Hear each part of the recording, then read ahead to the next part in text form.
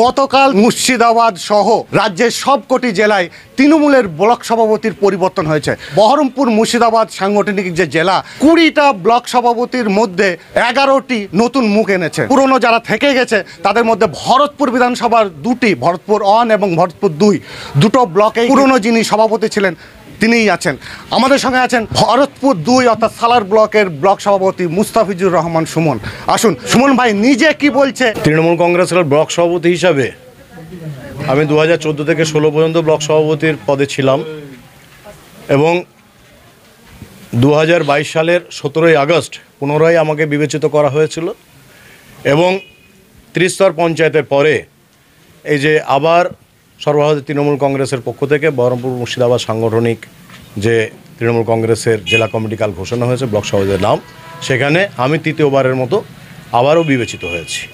তাই সর্বোপরি আমি প্রথমে কৃতজ্ঞতা জ্ঞাপন করি আমাদের সর্বভারতীয় তৃণমূল কংগ্রেস দলের প্রতি, তথা আমাদের পশ্চিমবাংলার অগ্নিকন্যা, তথা আমাদের জনগণ মন অধিনায়িকা, আমাদের সকলের প্রিয় নেত্রী তথা দেশের নেত্রী মমতা বন্দ্যোপাধ্যায়ের প্রতি আমি কৃতজ্ঞতা জ্ঞাপন করি।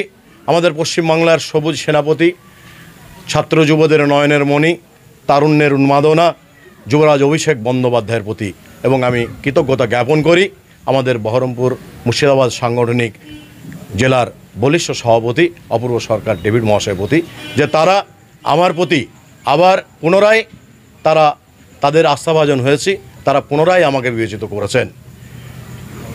আমার কাজ কিছুই না, ত্রিস্তর পঞ্চায়েতে তো কোনো ব্লক সভাপতি ছিলাম, দলের ব্লক সভাপতি হিসাবে দলের একনিষ্ঠ কর্মী সৈনিক হিসাবে যে কাজটা করার কথা ছিল আপনারাও সাক্ষী আছেন।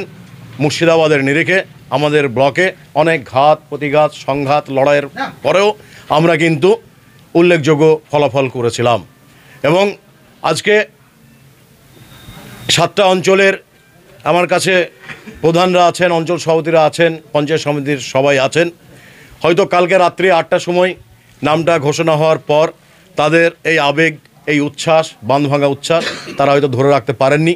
তবে আমি মনে করি আমাদের এত উচ্ছ্বসিত হওয়ার কিছু নাই। আমাদের দোরগোড়ায় লোকসভা নির্বাচন, এই নির্বাচন আমি মনে করি সংসদীয় গণতন্ত্রের সবচেয়ে বড় নির্বাচন লোকসভা নির্বাচন। তাই এই লোকসভা নির্বাচনকে পাখির চোখ করে আমাদের এই 10 নম্বর বহরমপুর লোকসভায় আমাদের দলের পক্ষ থেকে যিনি মনোনীত হবেন তাকে আমরা বিপুল ভোটে যেন জয়যুক্ত করতে পারি এবং মুর্শিদাবাদের মধ্যে ভরতপুর 2 নম্বর ব্লকে যেন আমরা সবচেয়ে বেশি লিড করিয়ে আমরা সার্বিক পশ্চিমবাংলায় ভালো ফল করে আমরা যেন ভারতবর্ষের মসনদে আমাদের দেশনেত্রী আমরা মমতা বন্দ্যোপাধ্যায়কে অধিষ্ঠিত করতে পারি। এই লক্ষ্য নিয়েই আজ থেকেই আমরা আমাদের কর্মী সমর্থক নেতৃত্বদেরকে এই বার্তায় দেবো। আগামী কয়েকদিন পর যে লোকসভা, সেই লোকসভার জন্যই আমাদের আজ থেকে এই যে আনন্দের যে দামামা, এই আনন্দের দামামা না, এটা হচ্ছে আমাদের ভরতপুর 2 নম্বর ব্লকের লোকসভার দামামা আজ থেকেই বেজে গেল। অতএব আমরা খুব সুনিশ্চিত যে আগামী লোকসভায় মুর্শিদাবাদকে এই ব্লক সবচেয়ে ভালো রেজাল্ট দেবে, এই ব্যাপারে আমরা সুনিশ্চিত।